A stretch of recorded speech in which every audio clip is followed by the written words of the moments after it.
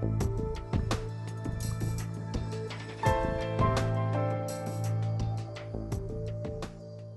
creative industry sector is really a very important sector for Somerset. It's very much a broad platform of businesses, of ideas.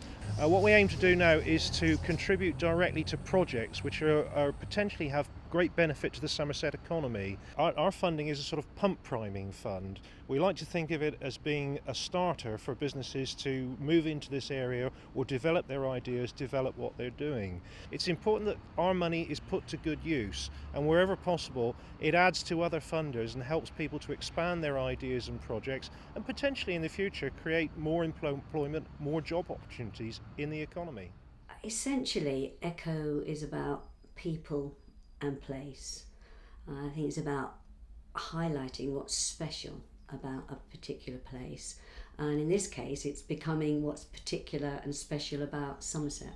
It's just incredible, really, and some of the filming in that was very, very good. I thought the editing and everything was excellent. My role was to coordinate Z-Twist, which is a textile residency programme for mid-career artists. And the opportunity for them was very much about them sort of working with industry and local heritage within Somerset and Stroud to develop a new batch of work, which will be exhibited across the region. This evening is creative speed dating, which is open to arts and business communities all across Somerset. Very useful to meet people and also get the confidence in myself to talk to people who are in the arts and who are very busy people as well. We've done 10 workshops, people that had some knowledge, that lived locally, that were working locally, focused on the creative industries. And I have to say they've gone down absolutely brilliantly. We've had people travelling from all across Somerset to come to them. I wish I'd done them 10 years ago.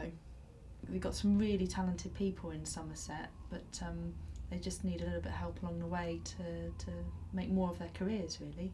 We're at Somerset College, and Somerset College is one of the 3 colleges we're working with for the Student Challenge. We are going to be the people who go into business next, and sometimes the youth have got good ideas, and I think those ideas should be heard.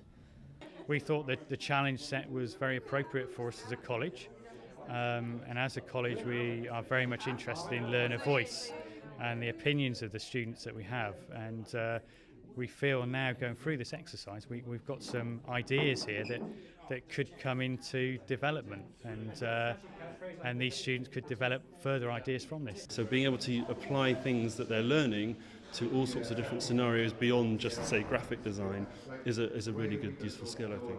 I wanted to pilot a scheme for young dancers that were embarking on either the beginning of their careers or were in the middle of training and wanted a professional experience for 12 months where they worked actively in the community as a dance practitioner and also had the opportunity to work on a full-length piece of work that would tour around schools and local venues. Today is all about learning about service design, what it actually means, and also some of the tools that are relevant to businesses. I was fascinated. I thought it was so good. And it was a really exciting, interesting concept, something that I hadn't quite seen presented in that way before. What's been really interesting today is being able to practice, think, and really sort of push my own knowledge and see how I can use it in my business. I had several different business ideas and different things going on, and I was trying to pretty much be a jack of all trades. I took those ideas with me to the Creative Economy Coaching Programme. The Creative Economy Coaching Programme gave me the sense of direction I needed, showed me what to focus on and enabled me to put it into action.